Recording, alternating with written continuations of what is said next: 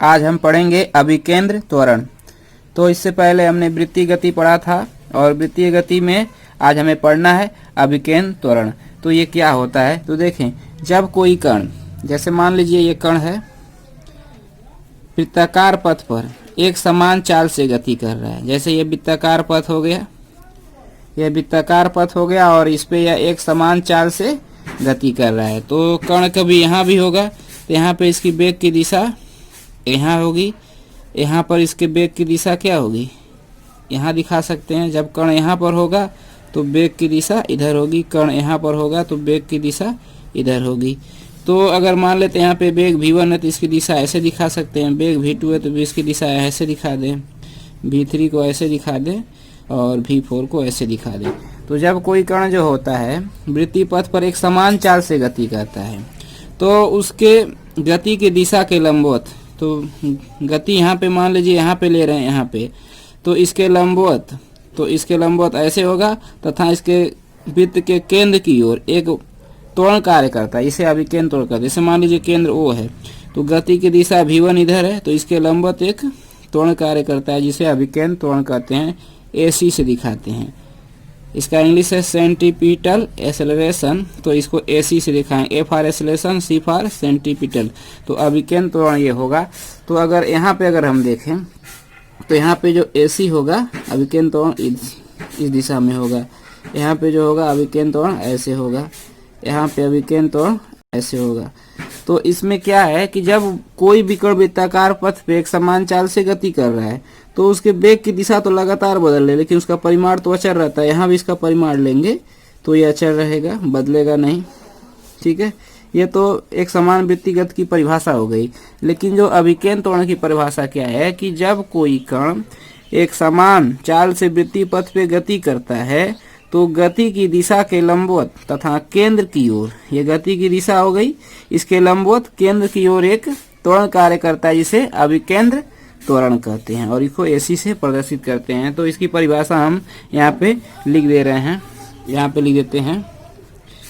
जब कोई कण एक समान चाल से वृत्तीय पथ पर गति करता है तो गति की दिशा के लंबवत एक गति की दिशा के लंबवत तथा केंद्र की ओर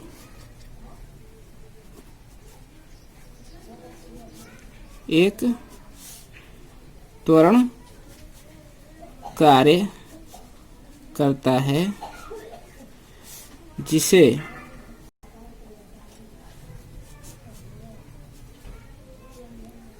अभिकेंद्र त्वरण, इसको ऐसे दिखाएंगे, अभिकेंद्र त्वरण कहते हैं, ठीक है। तो कहीं भी जब वृत्तीय गति होगी तो केंद्र की ओर एक त्वरण कार्य करेगा जिसे अभिकेंद्र त्वरण कहेंगे। तो त्वरण है तो एक बल भी आएगा, तो अब यहाँ पे आएगा एक अभिकेंद्र बल। तो अब इसको देखा जाए, आइए देखें अब अभिकेंद्र बल क्या होता है। जैसा कि हमने बताया है कि जब कोई कण वृत्ताकार पथ पे गति करता है तो ये ऐसा वृत्ताकार पथ हो गया। तो मान लीजिए यहाँ कण है तो इस पे केंद्र की ओर जो होगा एक त्वरण कार्य करेगा जिसे अभिकेंद्र त्वरण कहेंगे, AC से दिखाएं, इसका केंद्र ये है। तो अगर कण यहाँ होगा तब भी केंद्र की ओर एक त्वरण कार्य करेगा।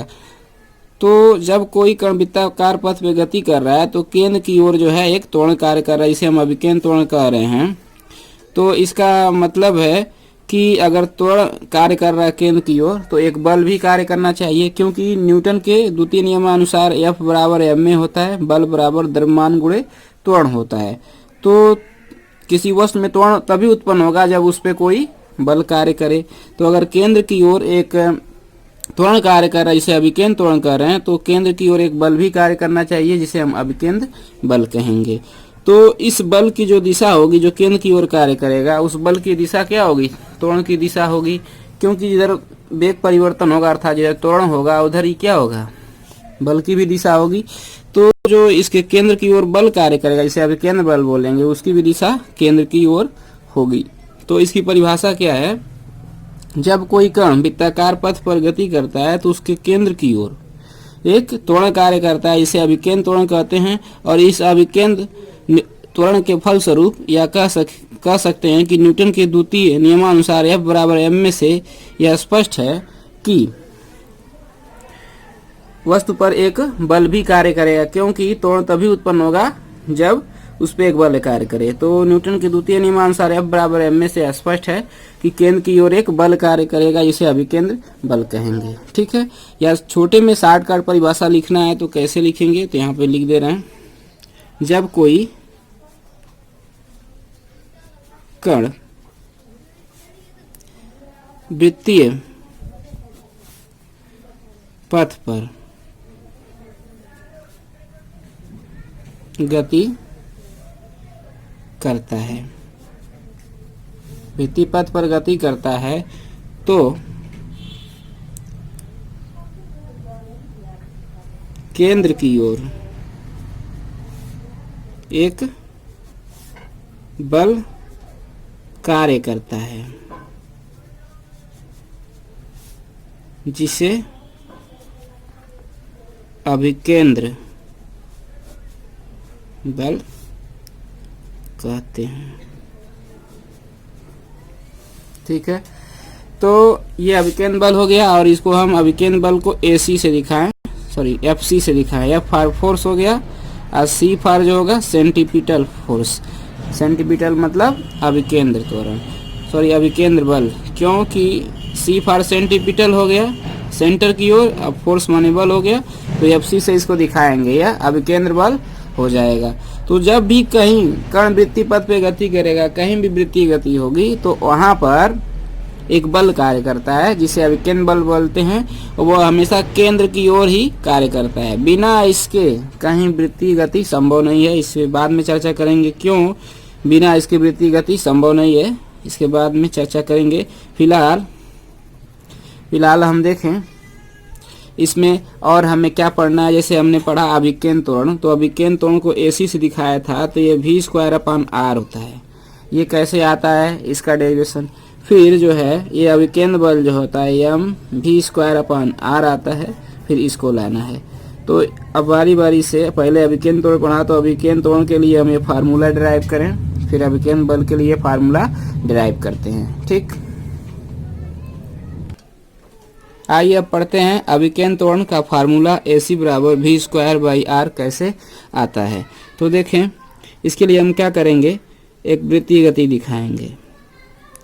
ऐसे एक वृत्त बना दिया।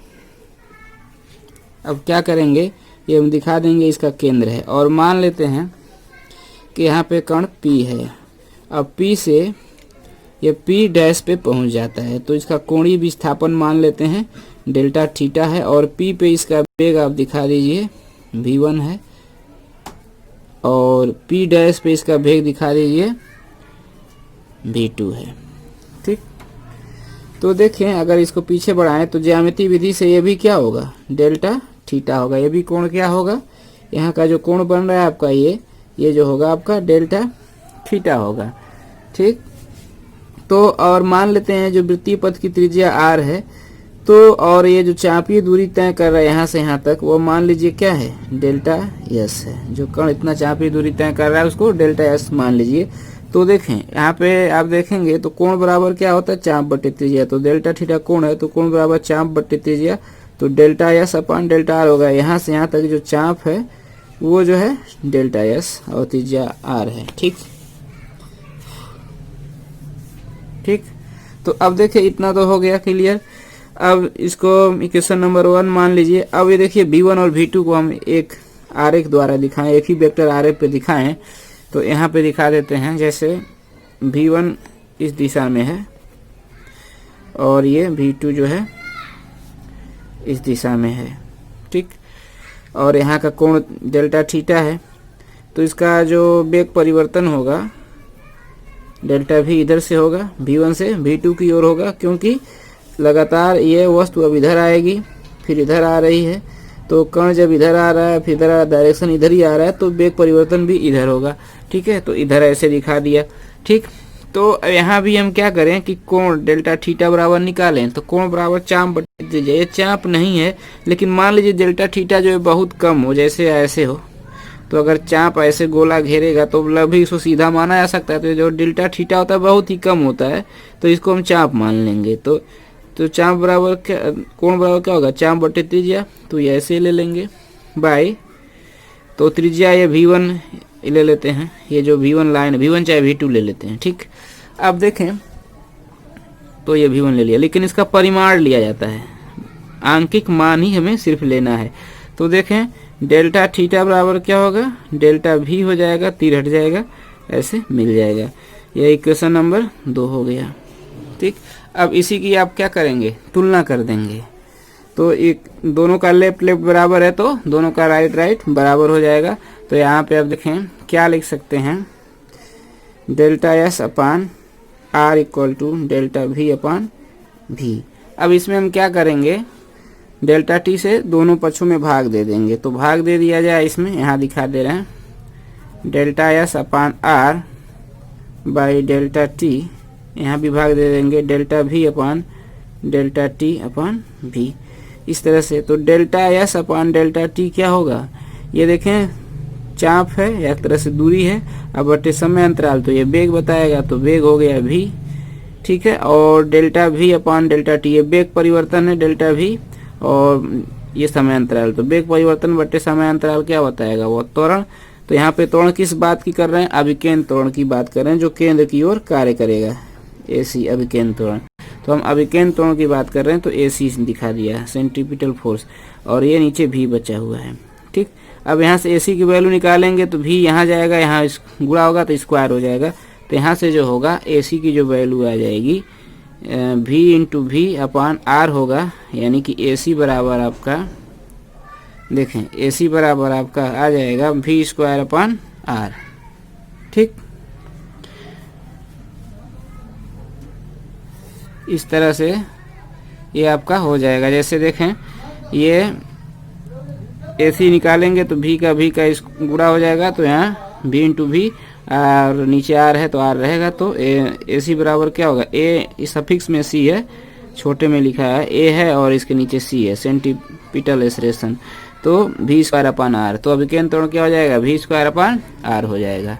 ठीक, अब हम अभिकेंद्र बल जो मिलता है उसको निकालें, तो कैसे निकालेंगे, देखें अभिकेंद्र बल,